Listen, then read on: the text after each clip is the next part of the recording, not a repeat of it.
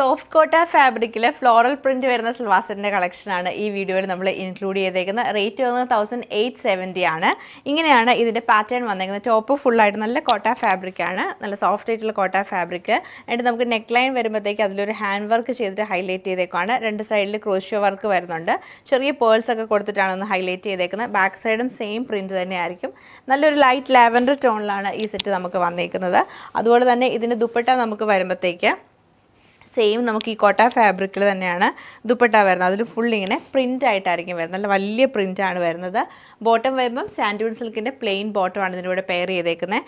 അതുപോലെ തന്നെ നമുക്ക് ഇതിൻ്റെ കളേഴ്സ് അവൈലബിൾ ആയിട്ട് വരുന്നത് ഈ ലാവൻഡർ കൂടാതെ നല്ലൊരു യെല്ലോ കളർ വരുന്നുണ്ട്, പിന്നെ നമുക്കൊരു ബ്ലൂ ഷെയ്ഡ് വരുന്നുണ്ട്, പിന്നെ ലാസ്റ്റ് നമുക്കൊരു പിങ്കിൻ്റെ 2 കളേഴ്സാണ് ഇതിൽ മിക്സ് ആയിട്ട് വരുന്നത്. പിങ്കിൻ്റെ ടോണാണ് വന്നേക്കുന്നത്.